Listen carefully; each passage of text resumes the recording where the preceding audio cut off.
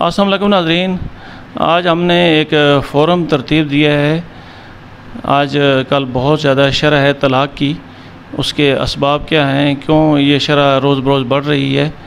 तो उन्वान है कि मियाँ बीवी का झगड़ा, तलाक़ की शरह में इजाफ़ा और तदारक कैसे मुमकिन है। शुरका में शामिल हैं सदर बार अटक सैयद फैसल परवेज़ बुखारी साहब, CEO एजुकेशन मलक मोहसिन अब्बास साहब और मारूफ कानूनदान मोहम्मद शुएब साहब, DO फ़ाइनेंस सैयद मुलाज़म हुसैन शाह साहब और TMA की हमने नुमाइंदगी, चूँकि ये केस डील करते रहते हैं, राजा ज़ैद हुसैन साहब को तकलीफ़ दी है। और बाएं जानब हैं DO सेक्रेटरी मोहम्मद अकरम ज़िया साहब, DO education madam Shahnaz Parveen, साथ हैं जी हमारी social worker madam Khalda Rana और उनके साथ बैठी हैं जी बैरिस्टर ईमान अहमद शाह साहब। सबसे पहले शुरू करते हैं सैयद फैसल बुखारी साहब से कि ये इस बारे में क्या इज़हार ख्याल करेंगे। औज़ु बिल्लाहि मिनश्शैतानिर्रजीम, बिस्मिल्लाहिर्रहमानिर्रहीम। सबसे पहले तो मैं मशकूर हूँ सरदार शबीर साहब का कि उन्होंने हमें मौका दिया यहाँ आके पब्लिक के साथ गुफ्तगू करने का। तलाक़ की शरह हमारी सोसाइटी में जो बहुत ज़्यादा हो चुकी है, उसकी मेन रीज़निंग जो है, एक तो हमारा जो है सोशल स्टेटस, उसकी वजह से हम लोग बहैसियत कौम अक्सरियत जो है वो नफ्सियाती मरीज़ बन चुके हैं और एहसास कमतरी में मुब्तला हो चुके हैं। हम एक दूसरे को देखा देखी में क्रॉस करने के चक्कर में ऐसी ख्वाहिशात, मुतालबात और ऐसे गैर ज़रूरी जो चीज़ें हैं उनकी दौड़ में लग गए हैं कि उन पे हम कंप्रोमाइज़ नहीं करते। मियाँ बीवी के दरमियान जब तक कंप्रोमाइज़ ना हो वो घर नहीं चल सकता। बहैसियत इंसान कोई एक गलती कर बैठता है तो दूसरे ज़ौज को चाहिए कि वो कंप्रोमाइज़ करे। ख़ावंद जो है उसकी सोसाइटी में ऐसी जो मौजूदा महंगाई है, या मैं दूसरे लफ्ज़ों में ये भी कह दूं कि जो लोड शेडिंग चल रही है, जिससे हमारी नींद भी पूरी नहीं होती, वो भी लोगों को डिस्टर्ब रखती है। फिर महंगाई जो है उसने कमर तोड़ के रख दी है। एक ज़रूरत की चीज़ पूरी कर लो, दूसरी ख़त्म हो जाती है। इसके अलावा मैं यहाँ एक और बात करूँगा कि जो चूँकि हम अपने ओरिजिन से, बुनियाद से हट चुके हैं, जो हमारे दीन में, हमारे मज़हब में हमें जिस तरह ये घरेलू मामलात में चलने का हुक्म है, मसलन हमें कुरान ने उम्मत कहा है। उम्मत लफ्ज़ जो है वो मादा से है। का मतलब है माँ, उम्मत का मतलब है माँ का तरबियत याफ्ता। किसी भी बेटी को उसका घर आबाद करने के लिए सबसे बड़ा जो हाथ होता है वो उसकी माँ का होता है।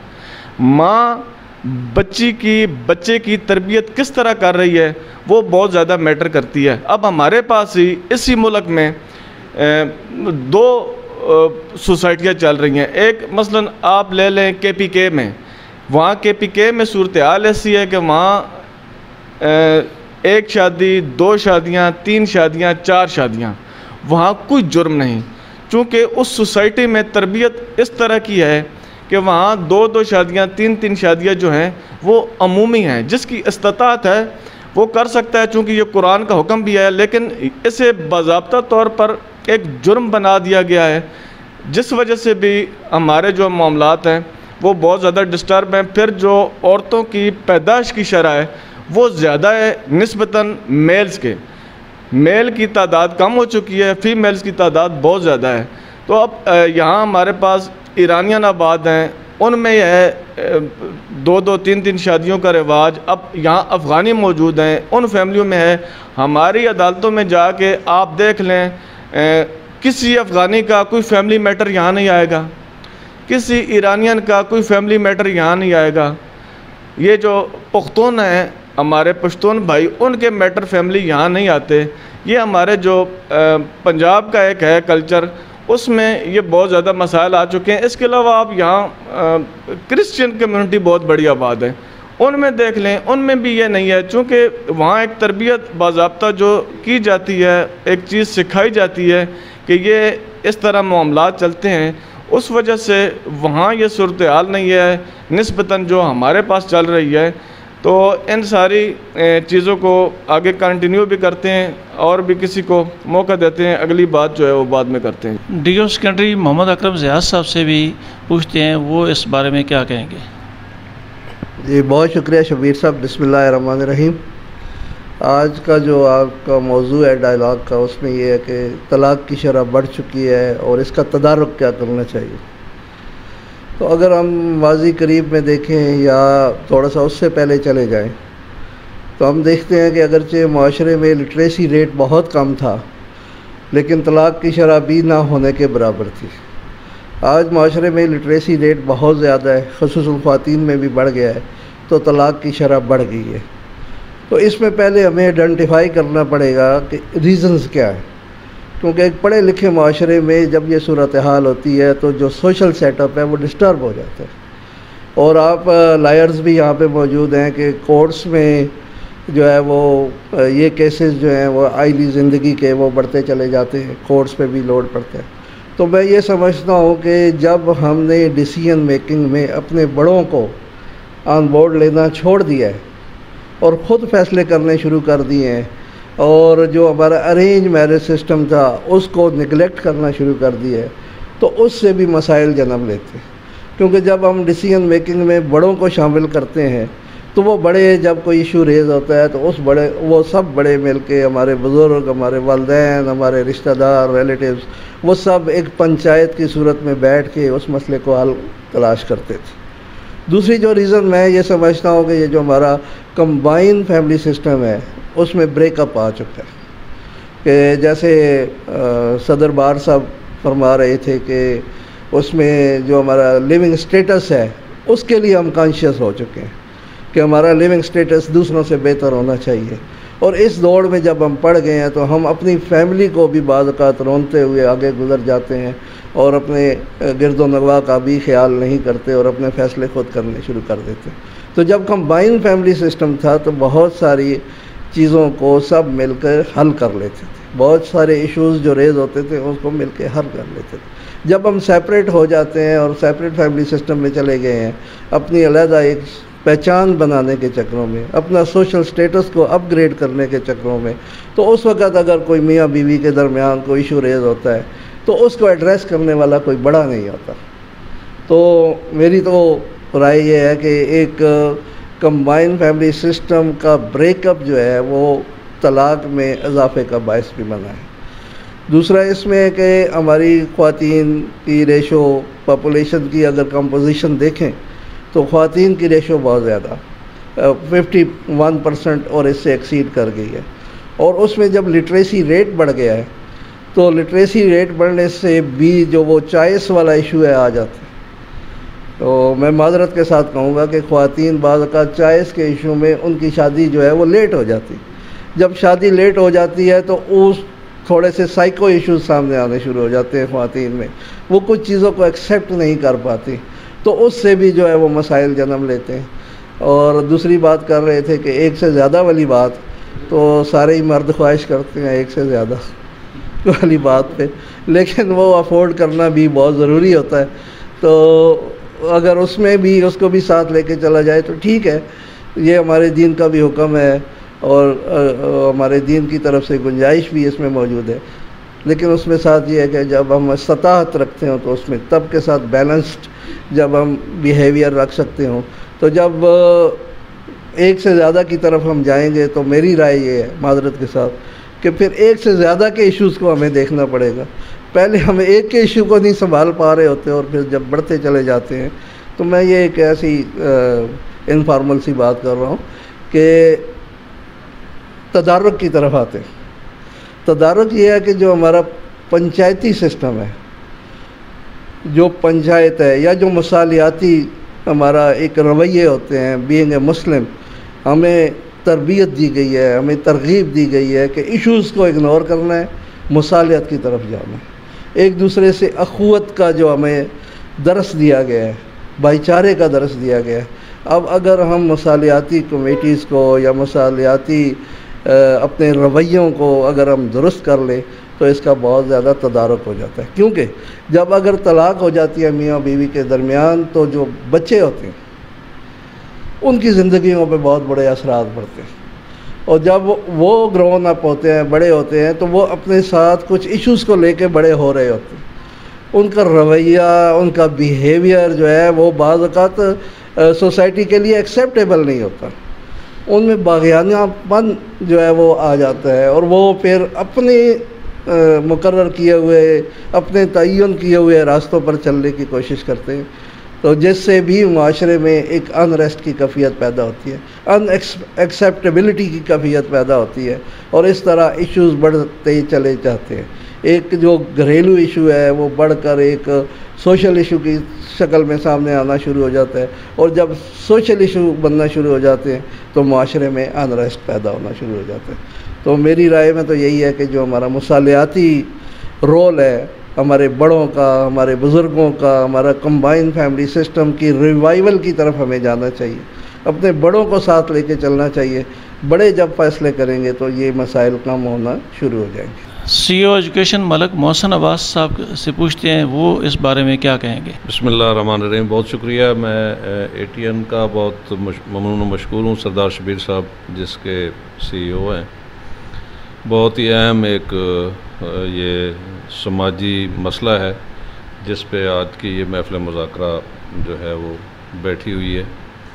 तो ये कोई इतना आसान बात नहीं है कि जिसके हम मतलब कैलकुलेशंस लेके तो बिल्कुल वो बता दी। बड़ा ही कॉम्प्लिकेटेड इशू है और बहुत ही मतलब सदियों से मौजूद है, क्योंकि इसका अब जैसे कि सरदार साहब कह रहे थे कि इसमें तलाक़ की शरह में इजाफ़ा हो रहा है तो इसकी with the passage of time तो इसके जो है वजूहात क्या हैं।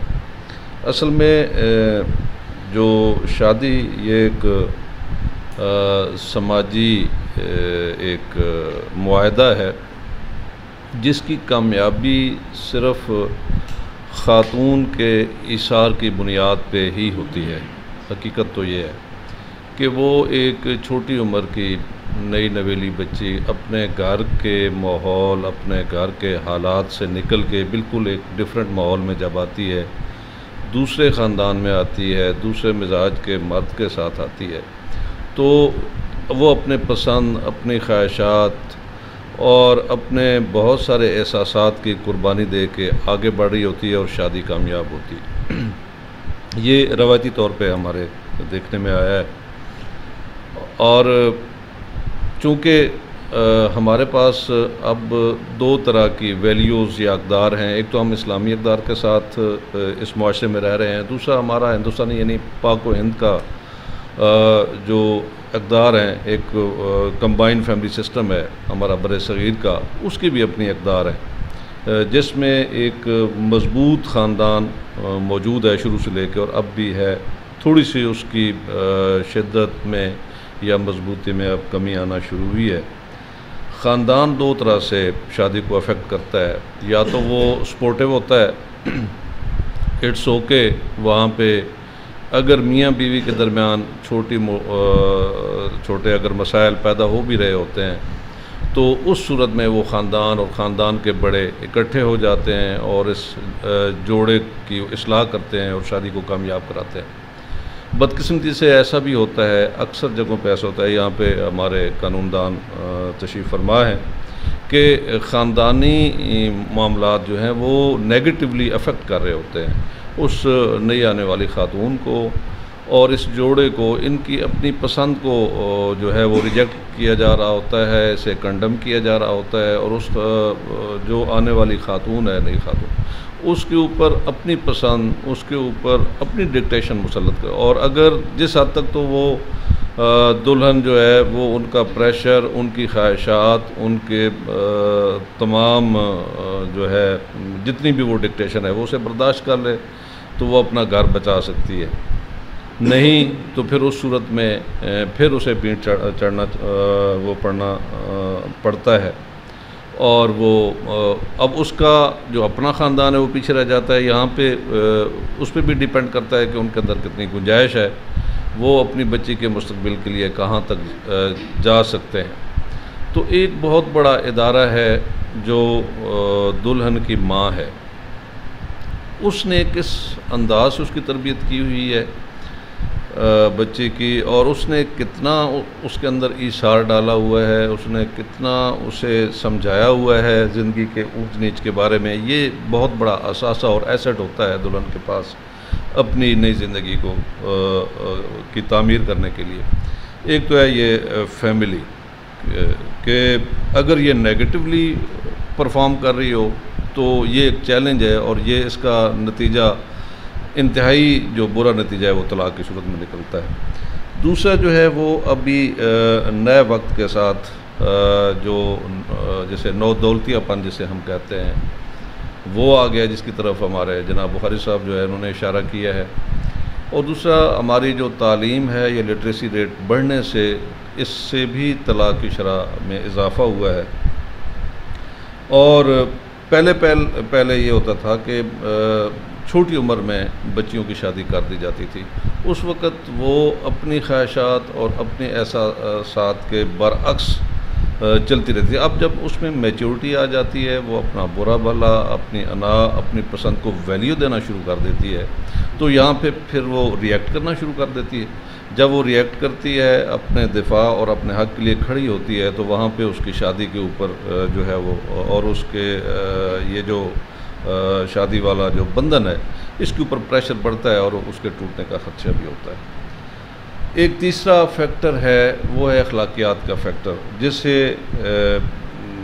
जिसमें जब हमारी मॉरल वैल्यूज़ और हमारी मज़हबी वैल्यूज़ जब थोड़ी कमज़ोर हुई हैं, मीडिया के अंदर जो एक वल्गैरिटी है और ये जो फहाशी है और ये जो हमारा मुआशरा थोड़ा ओपन हो रहा है, हम पहले ज़्यादा हयादार थे, पहले ज़्यादा हम शर्म के ऊपर आते थे, पहले ज़्यादा हमारी, अब कुछ ओपन हो गए। मर्द व ख़वातीन का अपने फैमिली के अलावा भी आपस में मिलना और मखलूत जो मिलना जुलना है वो बढ़ रहा है। ख़ातून भी अब किसी हद तक जो है वो दूसरे मेल के साथ मर्द हज़रात के साथ मेल जोल जो है उनके सोशल कुछ मजबूरियों की वजह से या अदरवाइज़ भी हुआ है। तो अब ये जो मेल जोल है ये कुछ नेगेटिव अंदाज में आगे बढ़ जाता है और कुर्बत हो जाती है मखसूस अंदाज में। तो उस दौरान जो शादीशुदा मर्द है अमूमी तौर पे उसकी तवज्जो अपने घर से हट जाती है और दीगर ख़वातीन की तरफ हो जाने की वजह से उसके अपने घर का जो बॉन्डिंग है वो कमज़ोर होना शुरू हो जाती है और बदकिस्मती से ये तलाक़ की तरफ आती है। तो इसके अलावा भी फैक्टर्स हैं। इन फैक्टर्स को में तदारुक के लिए अब यह है कि जो अगर जो फैमिलीज़ की वजह से ही, फैमिली के नाजायज़ इंटरवेंशंस की वजह से जब एक नए जोड़े, शादीशुदा जोड़े के ऊपर प्रेशर आना शुरू हो जाता है, तो वहाँ पे अगर कोई पढ़े लिखे बुज़ुर्ग मौजूद हैं तो वो उनके इस हक़ को तस्लीम करें कि अब ये नया यूनिट है जो ये मियाँ बीवी का है, तो उसे वो सपोर्ट करें और अपनी नाजायज़ जो ख्वाहिशात ख़वातीन की तरफ से आती हैं या दीगर ख़ानदान की तरफ से आती हैं उन्हें वो पीछे करें और इन्हें तरजीह दें। दूसरा जो तालीम याफ्ता हमारी ख़वातीन हैं जो ये समझना शुरू कर देती हैं कि मैं चूँकि सर्विंग हूँ, मैं अर्न कर सकती हूँ, मैं अलग रह लेती हूँ, और उसे घर से भी ये चीज़ मिल जाती है कि ठीक है जी, आप कोई ऐसी बात नहीं है कि आपने सारी ज़िंदगी आप अलग से रह सकती हैं या आप वापस आ जाएँ तो कोई नहीं, खाने का बहुत कुछ है। तो उन्हें उस खातून को, पढ़ी लिखी खातून को उसके जहन में ये एक फ़ैक्ट जो है इस चीज़ को वो तस्लीम करे कि एक शादीशुदा खातून का खुदा न खास्ता जब उसका घर उजड़ता है और तलाक़ तक नौबत आती है तो सोसाइटी के अंदर उसका मकाम, उसका मर्तबा, उसका स्टेटस बैडली अफेक्ट होता है। और वो जितनी भी ज़्यादा वो माली तौर पे ख़ुद मुख्तियार हो जाए, उसका तलाक़ याफ्ता होना उसके लिए बहुत बड़ी एक बुरी बात है। इस एहसास के साथ वो जिस हद तक बर्दाश्त कर सके और इसार कर सके तो अपने शादी का ये जो बंधन है इसे बरकरार रख सकती है। और अखलाकियात के हवाले से यही है कि जिस तरह बुखारी साहब फरमा रहे थे, हमें अपनी जो बुनियादी हमारी वैल्यूज़ हैं, चाहे वो हमारे कल्चरल हैं बरसगीर पाक व हिंद की वजह से, या हमारी मजहबी हैं, उनकी तरफ ध्यान दिया जाए। और हमारे घर की जो जन्नत है, घर का जो बागीचा है, हमारी बीवी, हमारे बच्चे, हमारे घर की सेंटिटी, ये मर्द हजरात इसके ऊपर तवज्जो दें, अपने घर के ऊपर फोकस रखें, अपनी असल जन्नत को आबाद रखने की कोशिश करें और नए माहौल की वजह से ये चकाचौंध की तरफ ना जाएं, तो घर का जो यूनिट है वो बरकरार रख सकता है। तो बहुत सारे फाजिल लोग हैं यहाँ पे तशरीफ़ फरमा हैं, उनके ख़यालात से भी इस्तिफ़ादा करना चाहिए। जो मेरी दानिश में जो चीज़ें थी वो मैंने पेश कर ली। डीओ एलिमेंट्री ज़नाना मैडम शनाज परवीन सब हमारे साथ मौजूद हैं। उनके ख़यालात जानते हैं कि वो बतौर ख़ातून उनके तजर्बात कैसे हैं, वो इस बारे में क्या कहेंगी। बिस्मिल्लाहिर्रहमानिर्रहीम। अल्लाहुम्मा सल्ली अला मुहम्मदिन व अला आलि मुहम्मदिन व बारिक वसल्लम अलैहि। इतना सीरियस इशू है जिस पे हम आज बात करने लगे हैं, और मैं समझती हूँ कि किसी भी एक फैक्टर को ये कह देना कि उसकी वजह से घर बर्बाद हो गया, ये ज़रा मुश्किल होगा।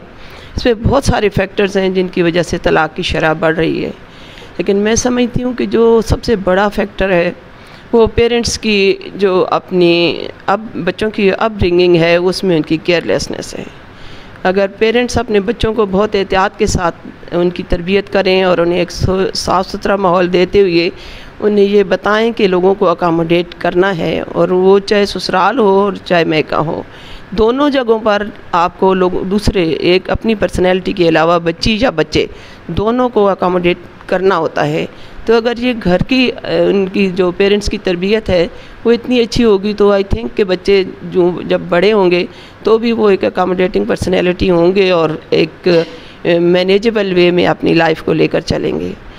और इसके अलावा जो दूसरा बड़ा फैक्टर है, मैं समझती हूँ कि ये उनका इकोनॉमिक स्टेटस है हमारी सोसाइटी का, कि कुछ लोगों की बेसिक नीड्स भी पूरी नहीं हो रही होती, और वो जब आपने साथ को फैक्टर मीडिया में देखती हैं कि लोग बहुत उस पर चमक दमक वाले दिखाए जाते हैं, तो वो लोग ये समझते हैं कि हमारे साथ यकीनन एक जो है वो ज़्यादती हो रही है और हम जो है डिप्राइव्ड लोग हैं, इस वजह से भी एग्रेशन जो है वो फैलता है। और वो जो बच्चे हैं, जो यंग जोड़ा है, या वो इवन के ओल्ड एज में भी, मिडिल एज में भी ये चीज़ें फ़ील की जाती हैं कि कुछ लोग तो बहुत इजी वे में अपनी लाइफ को जो है स्पेंड कर रहे हैं, जबकि हम बड़े मतलब सख्त माहौल में हैं। तो ये वजह भी ज़रूर बनती है। और मेरा ख़्याल है कि मीडिया का रोल सबसे ज़्यादा क्रूशल है कि जहाँ पर जो है ना, स्पेशली मोबाइल के आ जाने से भी एक जो हर एक से लिंक अप होना है वो कोई मुश्किल नहीं रहा है, और कंप्यूटर्स की वजह से भी कुछ फैसिलिटेशन भी हो गई है, टाइम कंजम्पशन की भी। तो फिर जब फारिग होते हैं तो फिर मेरा ख़्याल है कि वो बाय चांस ही अगर नंबर कांटेक्ट हो जाता है, या मतलब जानबूझकर भी हो जाता है, तो फिर उससे भी बड़ी तबाही जो है वो घरों में आ रही है। और मैं समझती हूँ कि थोड़ा सा इस पे भी फिर पेरेंट्स की तरबियत पे बात चली जाती है कि वो थोड़ा सा बच्चों पर मोबाइल यूज़ में कंट्रोल रखें।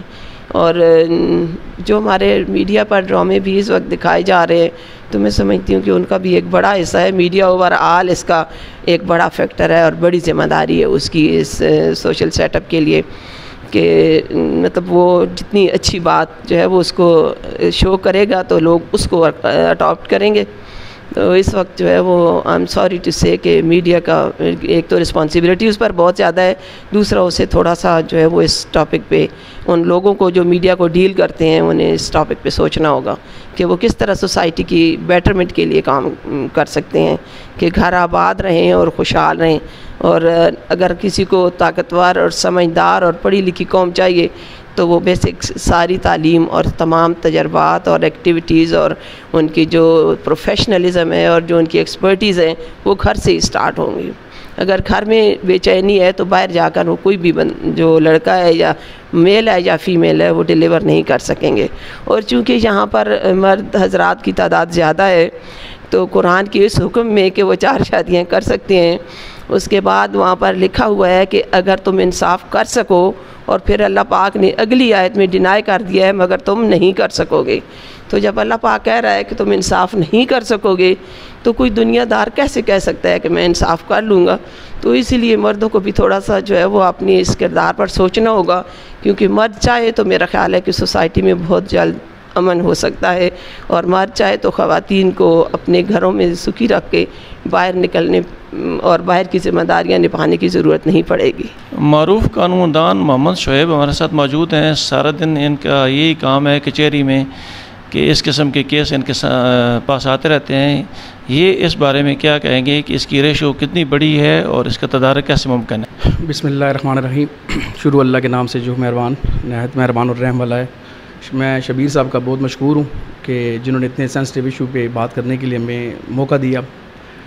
सबसे पहले तो बुनियादी चीज़ ये है कि अगर हम इसको बहुत कीनली ऑब्ज़र्व करें तो जो तलाक़ की रेशो है इसमें तो कोई डाउट नहीं है कि बहुत ज़्यादा इंक्रीज़ कर गई है, और 90% जो डाइवोर्स केसेस हैं वो बिल्कुल अर्लियर स्टेज पे, मतलब 5 ईयर्स ना शादी को गुजरते हैं तो वो 5 साल के अंदर तलाक़ जो है ना वो हो जाती है। इसकी जो वजूहात हैं वो ये हैं कि जो ख़वातीन ज़्यादा पढ़ी लिखी हैं, इनमें जो राइट वाला इशू है वो ज़्यादा रेज़ वो कर लिया है इन्होंने, और जो रिस्पॉन्सिबिलिटी है उसको वो जो है ना कहीं भूल चुकी हैं। क्योंकि पहले अगर हम माजी करीब में देखें तो जो ख़वातीन थीं उनको ज़्यादा जो है ना वो ये सहूलत मुयस्सर होती थी कि वो अपनी दादियों के साथ और नानियों के साथ जो है ना वो ज़्यादा टाइम स्पेंड करती थी, और अक्सर ऐसा कोई इशू हो भी जाता था तो वो शाम को उस चीज़ को बिल्कुल भूलकर एक नॉर्मली वे में उनको कह देती थी कि ठीक है बेटा आप अपने घर चले जाओ, आपका वही घर है। और इस तरह की प्रीचिंग्स और सारी चीज़ें जो है ना वो ख़वातीन को घर से बोली जाती थी। लेकिन आजकल बिल्कुल इसका एक उल्टा सिस्टम हो गया है। जब बच्ची घर में आ जाती है तो जब माँ की तरफ से ये उसको बोला जाता है कि बेटा ये आपका राइट है और उसके इस कदम को अप्रिशिएट किया जाता है, तो इससे भी ये भी एक बहुत बड़ी काज बन रही है। मुझसे पहले कई सीनियर्स ने ये बात की है कि सोशल मीडिया भी और प्रिंट मीडिया और बाकी मीडियाज़ भी जो हैं इसमें बहुत अहम किरदार अदा कर रहे हैं। ये तो वो चीज़ें हैं जी, मोबाइल फ़ोन या टेक्नोलॉजी ये तो नागुज़ीर हैं। आप ये नहीं कह सकते कि ये वक्त के साथ तब्दीली है और आए दिन मज़ीद तब्दील होती चली जाएंगी। बुनियादी चीज़ ये है कि आपने अपने बच्चों की तरबियत कैसी की है, उनकी अपब्रिंगिंग कैसी की है, आपने उनकी डिफ़ाइन कैसे किया उनकी कि आपकी प्रायोरिटीज़ क्या हैं, किन चीज़ को आपने जो है ना फोकियत देनी है और क्या चीज़ किस चीज़ का यूजेज आपने कैसा करना है, आपकी अपने बच्चों पे तवज्जो कितनी ज़्यादा है। और इससे बढ़कर मैं ये बोलूँगा कि पेरेंट्स का सिर्फ आजकल के अगर आप माशरे में देखें तो जो एक दौड़ लग चुकी है सहूलियात को इकट्ठा करने की, कि अगर हम इनको ज़्यादा सहूलियात इकट्ठी करके देंगे तो शायद हम बहुत ज़्यादा अच्छे पेरेंट्स कहलाएंगे। ये मुमकिन नहीं है। ऐसी बहुत सारी मिसालें आपके सामने मौजूद होंगी जहाँ पर वालिदैन ने कुछ गलत रास्ते इख्तियार करके भी अपने बच्चों को उनके लिए सारी चीज़ें इकट्ठी की हैं, लेकिन वो बच्चे आगे जाकर मज़ीद ख़राबी का बायस बने हैं। और मियाँ बीवी का जो रिश्ता है ये तो एक सेम लाइक कार है। अगर कार के दोनों पहिए at the same time revolve करेंगे तब भी गाड़ी आगे बढ़ेगी। 1% जो है ना वो कितनी भी कोशिश कर ले ये मुमकिन नहीं है कि वो उस रिश्ते को ज़्यादा चला सके। तो अगर ख़वातीन ये चीज़ जान लें कि हमें जो है ना वो इस बात को लेकर चलना है कि हम अपनी ज़िम्मेदारियाँ कितनी निभा रही हैं, और कुछ चीज़ों को इग्नोर करना सीखना चाहिए, पेशेंस रखना चाहिए। पेशेंस बहुत ज़रूरी है। अगर आप किसी भी रिश्ते में पेशेंस नहीं रखते, चाहे वो किसी दोस्ती का रिश्ता है, किसी भी कोई भी रिश्ता है, वो नहीं चल सकता। और पेशेंस के लिए भी मैं ये चीज़ कहना चाहूँगा कि जब भी कोई ऐसी चीज़ होती है तो आप चीज़ों को इग्नोर करना, अपने बच्चों को ये बताएं कि अगर कोई टफ़ टाइम आ भी जाता है आपकी ज़िंदगी में तो आपने पेशेंस रखना है, उन चीज़ों को इग्नोर करना है, उन चीज़ों को ज़्यादा सोचना नहीं है, उनको अपने दिमाग पे इतना हावी नहीं करना कि आप बाकी चीज़ों को बिल्कुल ही इग्नोर कर दो और इस तरह अपना रिश्ता ख़राब कर लो।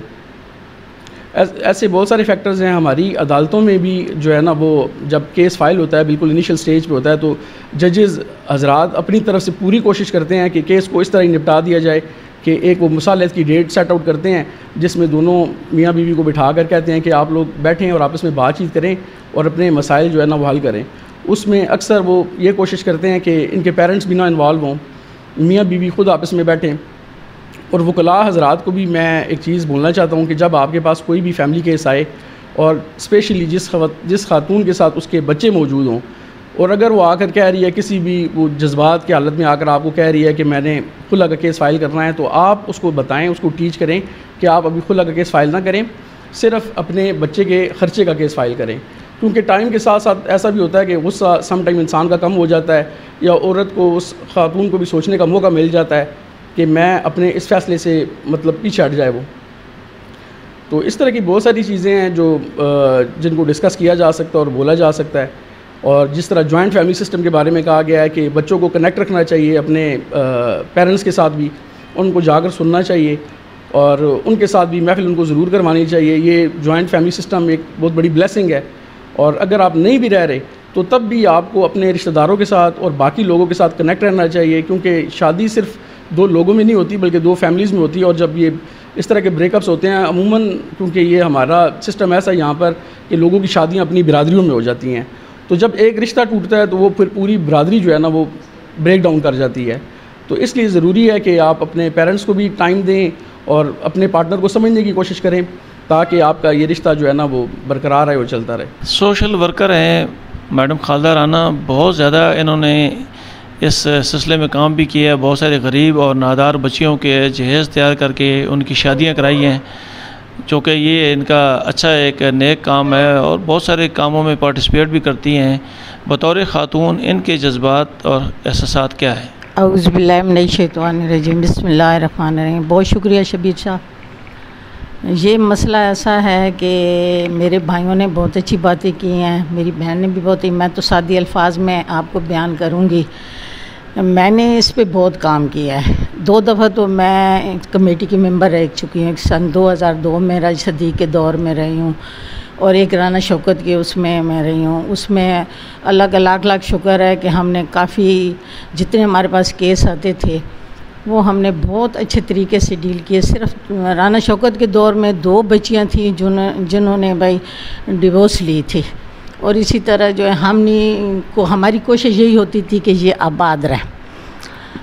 मैं थोड़ा सा ये समझती हूँ कि असल में मैं समझती हूँ औरत कसूरवार है। मैं एक औरत हूँ, माजरत के साथ मैं अपनी बहनों से माजरत के साथ बयान कर रही हूँ। औरत कसूरवार होती है, औरत ही औरत की दुश्मन होती है। एक अभी भी मेरे पास 2 केस हैं जिसमें माँ का हाथ ज़्यादा है। जो केस भी हो ना उसमें ज़्यादा माँ का हाथ होता है, जो माँ अपनी बच्ची को बिगाड़ती है। माँ की अगर तरबियत सही होगी तो वो इंशाल्लाह वो बच्ची कामयाब रहेगी, चाहे जॉइंट फैमिली में हो चाहे अलहदा हो। माहौल तो ये है कि हर लड़की ये चाहती है कि मेरा अलहदा घर हो, अलहदा हम रहें, हंसी खुशी ये है वो है। दूसरा ये मीडिया पे आजकल जो जितना देखती हैं तो लड़कियां यही चाहती हैं कि हमारे पास भी यही चीज़ें मौजूद हो। और मर्द, मैं समझती हूँ मर्द कसूरवार इतना नहीं है।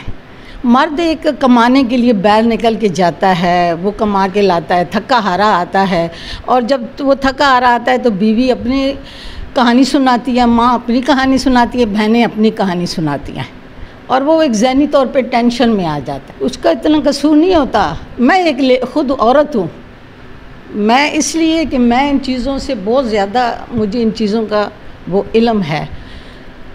कचहरी में भी केस जाते हैं, वहाँ पे एक केस किया था कचहरी में, एक लड़की थी बेचारी, वो लड़की का इतना कसूर नहीं था जितना उनकी सास और उनका कसूर था। तो वो कहती थी कि जब उधर अदालत में वकील ने मेरे पे जरा की तो उन्होंने कहा कि आप 50,000 रुपये घर से चुरा के लाई हैं। तो कहते मेरा वालिद बूढ़ा मेरे साथ उसी वक्त गिर पड़ा, बेहोश हो गया जब ये बात सुनी। तो इसमें हर बंदे का कुछ ना कुछ कसूर होता है, और सबसे ज़्यादा हम बूढ़े वालिदैन का कसूर होता है। हमें चाहिए कि हम अपने बच्चों को, अगर एक बेटी ब्याह के आती है ना तो वो भी हमारी बेटी की तरह बेटी होती है, हमें भी उसका उसी तरह ख्याल रखना चाहिए। और अगर हम अपनी बेटी देते हैं किसी दूसरी जगह तो हमें चाहिए कि बेटी को समझा के जाना चाहिए कि बेटी वही अब तुम्हारा घर है, वही तुम्हारा जो है सब कुछ है, वो तुम्हारे माँ बाप हैं, तुम उनकी इज़्ज़त करोगी तो अल्लाह ताला तुम्हें इसका अजर देगा। मैं खुद एक सास हूँ, मेरी 5 बहुएँ हैं, हम जॉइंट फैमिली में रहते हैं। मेरे माशाल्लाह जो है 10 पोतियाँ हैं, 5 बच्चों में, और 3 मेरे पोते हैं। एक ही घर में हम रहते हैं, जैद साहब को पता है हमारा। वो माशाल्लाह इतनी खुश हैं, और उनके फिर पीछे घर वाले इतने खुश हैं कि वो हैरान होते हैं कि किस तरह जो है ना आप लोगों ने रखा हुआ है। तो एक इंसान का अपना तरीका होता है। हम बड़ों को भी सोचना चाहिए कि हम सही तरबियत करें। वालदा चाहती है कि मेरी बेटी, अब जैसे वो समझती है कि जो मेरा दामाद है शायद इसको मैंने ही पैदा किया है, ये मेरा ही बेटा है। ये उस माँ का तो है ही नहीं जिस माँ ने पैदा किया है, पाला है, पोसा है, बड़ा किया है, फिर कितनी मुश्किलों से तालीम दी है, तालीम दे के फिर जवान किए, शादी किए, शादी पे ख़र्चे किए हैं। तो एक बीवी आएगी वो माँ से बच्चे को छीन के ले जाएगी, तो दुख की बात है कि नहीं है? ये इसी वजह से ये खराबियाँ हो रही हैं। हमें सबसे ज़्यादा जो है हम बड़ों को सोचना चाहिए, माँओं को अच्छी बेटियों को तरबियत देनी चाहिए। माँओं को ये नहीं चाहिए कि माँ जो है ना वो कहे कि नहीं बेटी तुम अपने खामद को। दूसरा ये आजकल जो चल रहा है, ये हर चीज़ मसलन एक औरत कहती है मेरा बेड नया हो, आजकल के फैशन का, फलानी चीज़ मेरी इस तरह की हो, मेरे कपड़े इस तरह के हो, तो वो मर्द को मजबूर करती है। मर्द क्यों रिश्वत लेता है? वो इन्हीं वजूहात की वजह से वो बेचारा ये कदम उठाता है, गलत कदम उठाता है, इसलिए कि अपने घर को ठीक रखने के लिए, अपने बच्चों को पालने के लिए, अपनी बीवी की फरमाइशों के लिए वो एक गलत कदम उठाता है और दलदल में फंस जाता है। तो इंसान को जो है ना चाहिए कि इंसान अच्छे तरीके से, ये पीछे भी एक केस था, वो जय साहब को पता था, जब फिर वो अदालत में गया, अली वकील है उनके पास गया था, वो केस बड़ा डेंजरस था, ये तकरीबन 2-2.5 साल से वो केस, शुक्र अल्हम्दुलिल्लाह जब बीच में मैं पढ़ी तो अल्लाह ने किया कि वो जो है ना उनका हो गया। एक शकरदरे का केस था, लड़की इधर जसियाँ की थी, अकलौती माँ बाप की थी, लड़की ने BA किए हुआ था, लड़का जो है मैट्रिक पास था, तो वो रेडी लगाता था फ्रूट की। तो वो लड़की की ये ख्वाहिश थी कि ये उधर से अपने माँ बाप को छोड़ के इधर मेरे माँ बाप के पास आके रहे और इधर घर बनाए। उस बच्ची का मैंने बड़ी मुश्किल से, यकीन करो हमारे 3-4 महीने बीच में लग गए, बड़ी मुश्किल से उस बच्ची को मैंने राज किया उस घर। अब वो अपना माशाल्लाह उधर ही घर में ससुराल में खुश खुरम है। तो एक तरीका होता है, एक वो होता है, मेरा अपना एक तरीका है, मेरा सादा सा तरीका है। मैं सादे अल्फाज में बात करती हूँ, सादे अल्फाज में अगले को प्यार मोहब्बत से समझाती हूँ। तो अल्लाह का लाख लाख शुक्र है, ये अल्लाह की मेहरबानी है कि इस वजह से काफ़ी जो है ना मसले हल हो जाते हैं। बहुत शुक्रिया। लंदन से तालीम हासिल करके आई हैं बैरिस्टर ईमान अहमद शाह, इनसे पूछते हैं कि ये अपने तजर्बात की रोशनी में क्या कहेंगी। आउज़ुबिल्लाहि मिनश्शैतानिर्रजीम, बिस्मिल्लाहिर्रहमानिर्रहीम। सबसे पहले तो मैं सरदार शबीर को थैंक यू करना चाहती हूँ कि उन्होंने मुझे इतना केपेबल समझा कि मैं इतने एक्सपीरियंस लोगों में बैठ सकूँ और इस बात पे बात कर सकूँ। मेरे हिसाब से मैंने अपनी इस डिस्कशन को 3 हिस्सों में डिवाइड किया है। पहले मैं रीज़न्स, जो कि सारे मौज़िज़ मेहमान काफ़ी चीज़ें बात कर चुके हैं, मैंने फिर उसको रेट पे डिवाइड किया और फिर मैंने उसके सोल्यूशन पे डिवाइड किया है।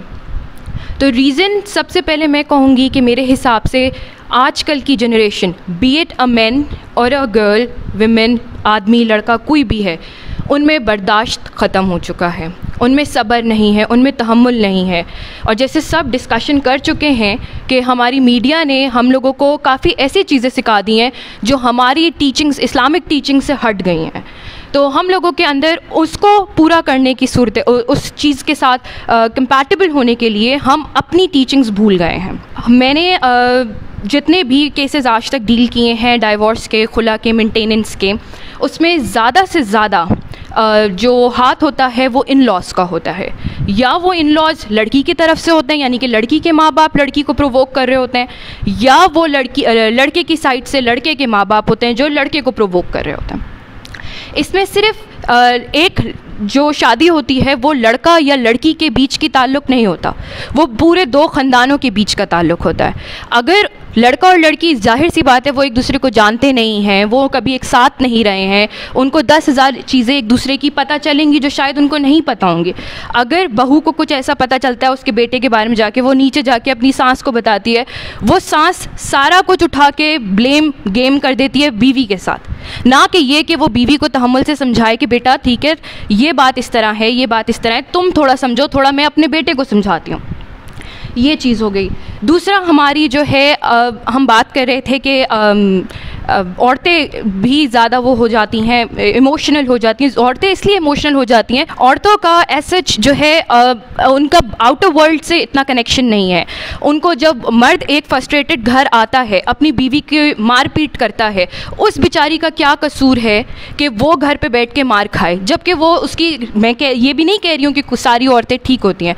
आजकल की लड़कियों की, जैसे मैम कह चुकी हैं, दोनों मैम्स ने जिक्र किया कि हम लोग, सर ने भी किया है, शाह साहब ने भी किया है, कि हम लोग अपनी सोशल नीड्स को, सोशल मीडिया अवेयरनेस की नीड्स को compete करने के लिए हम अपने हस्बैंड से आगे पीछे बहुत ज़्यादा गैर ज़रूरी ख्वाहिशात रखते हैं, which is according to me unnecessary. हम जब वो अननेसेसरी चीज़ें रखते हैं तो वो बेचारा उसके अंदर दब जाता है, वो उस ख्वाहिशात के अंदर इतना दब जाता है कि वो जो नेसेसरी चीज़ें होती हैं शायद वो भी पूरी नहीं कर पाते। ये रीज़न हो जाता है। फिर जैसे सब कह रहे हैं कि ब्रॉटअप बहुत ज़रूरी चीज़ है, और ब्रॉटअप सिर्फ लड़की का ब्रॉटअप नहीं, लड़के का ब्रॉटअप भी उतना ही ज़रूरी है।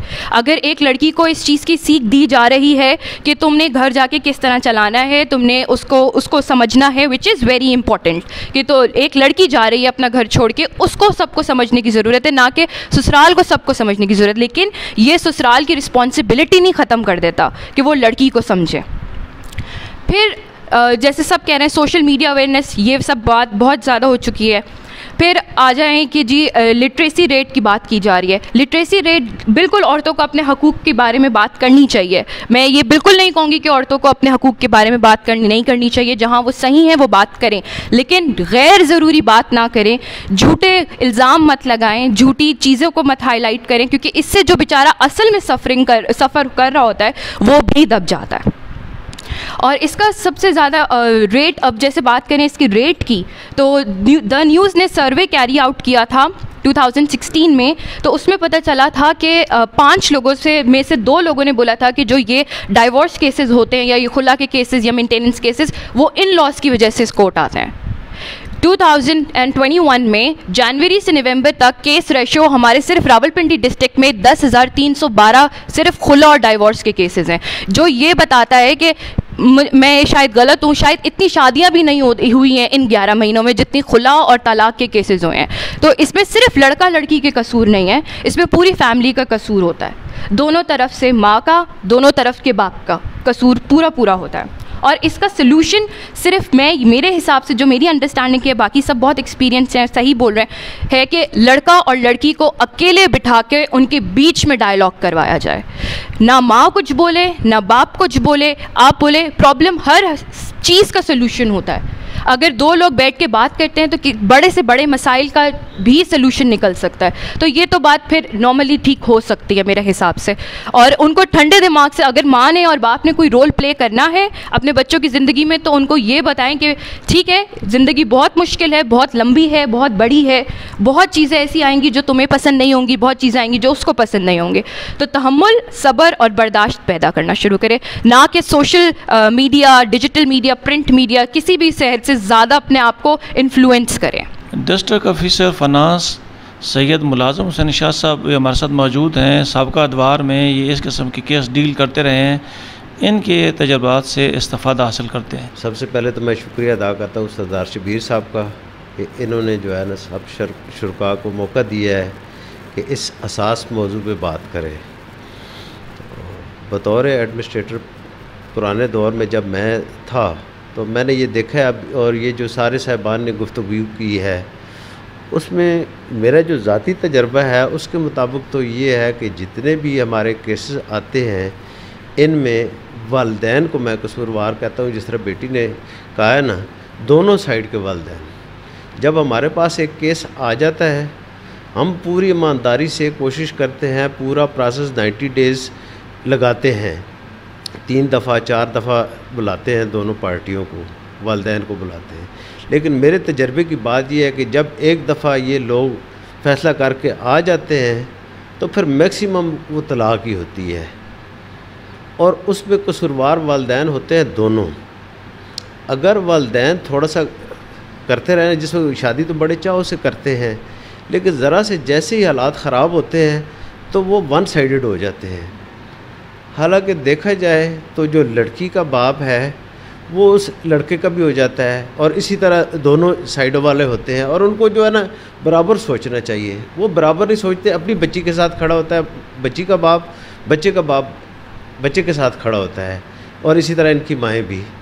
अगर ये जो है ना इसमें करें कि जॉइंट करें, दोनों को, बच्ची को भी अपनी बच्ची समझे, बच्चे को भी अपना बच्चा समझे, तो मेरा ख्याल है ये मामला तो काफ़ी बेहतर हो सकता है। राजा ज़िया हुसैन साहब बल्दिया में हैं और ये वहाँ इस किस्म के केस अभी भी डील कर रहे हैं।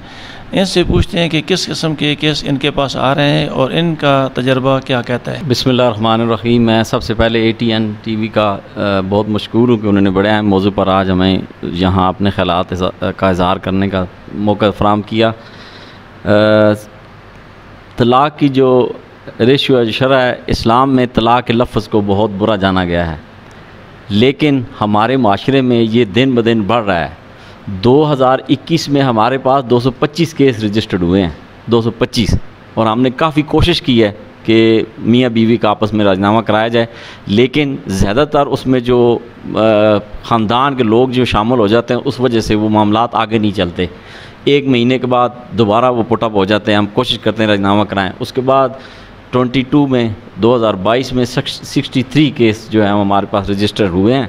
तो सालसी कौंसल जो बल्दिया की है वो कोशिश करती है कि आपस में मियाँ बीवी का इत्तफाक हो, सारा मामलात होते हैं। 90 दिन में हम ये प्रोसेस मुकम्मल करते हैं। काफ़ी टाइम हम लगाते हैं, लेकिन इसके बावजूद जो है वो लड़की की तरफ से कुछ नाजायज़ ख्वाहिशात, निकाहनामे में जो शर्तें लिखी जाती हैं, 10 तोले सोना, 50 लाख हक महर, 10 लाख हक महर, 1 मकान, वो जब लड़का उसकी डिमांड पूरी नहीं करता तो लड़की जो है वो फिर खुला की तरफ जाती है।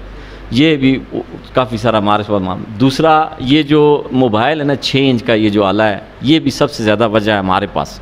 लड़की की ख्वाहिश होती है कि मुझे मियाँ लाख रुपए का मोबाइल लेके दे। मियाँ कहता है जी मैं रक्षा चलाता हूँ, मेरी इतनी आमदन नहीं। उसके बाद जो ज़्यादा शरअ रेशियो की वो है कि लड़का कम पढ़ा लिखा होता है, लड़की ज़्यादा पढ़ी लिखी होती है। लड़की से पूछा नहीं जाता कि आपकी शादी हम इससे कर रहे हैं तो आपको मंजूर है, जिसकी वजह से ये मामलात आगे चलते हैं। उसके बाद लड़का जो है उसकी तालीम कम होती है, लड़की की ज़्यादा होती है। बाज़ का लड़की की ज़्यादा होती है, लड़की की कम होती है। तो ज़्यादातर हमारे पास जो केस वगैरह आते हैं वो यही इसी वजह से होती हैं। फिर लड़की की ख्वाहिश होती है जी कि लड़का अपने वालिदैन को छोड़ दे, घर में मुझे अलग घर दे, मेरा ख़र्चा बर्दाश्त करे। हमारा जो काम है माशरे में ये है कि वालिदैन को चाहिए कि वो अपने बच्चों की तरबियत ऐसे करें कि उनको अमीर घर मिले या गरीब मिले, उसमें अपनी ज़िंदगी गुजारने की वो कोशिश करें, सादगी इख्तियार करें। मियाँ बीवी के दरमियान अपने मामलात इस तरह हल होंगे। तो जो ये प्रोग्राम देख रहा है, मेरी उनसे तमाम हज़रात की तरफ से गुजारिश है कि आपके अंदर ये जो मामलात चल रहे हैं मियाँ बीवी के तलाक़ के, तो मेरी आपसे गुजारिश है कि आप ये सारा मामला ख़त्म करें और अपने अंदर इत्तेफाक पैदा करें और अपने घर को आबाद करें। बहुत शुक्रिया सर। नाज़रीन, आपने तमाम शुरका की गुफ्तगू सुनी है। बड़ी ही मुदल्ल और मुफस्सल अंदाज में इन्होंने अपना अपना मुद्दा बयान किया है, और सारी जो बात आई है वो वालिदैन पे आई है। वालिदैन की तरबियत बहुत ज़रूरी है, बच्चों में भी और बच्चियों में भी, और सब्र व तहम्मुल का मुज़ाहरा भी करना चाहिए बच्चियों को भी और बच्चों को भी, क्योंकि ये हमारी फैमिली को और हमारी जड़ों को खोखला कर रहा है। और हम अपनी फैमिलियों से इसी वजह से दूर हो रहे हैं, बरादरियों से भी, कि हमारे में अदम बर्दाश्त है। इसी के साथ मुझे अटक टुडे न्यूज़ को इन शुरका के साथ इजाज़त दीजिए। अल्लाह ताला हम सब का हामी नासर हो। अल्लाह हाफ़िज़।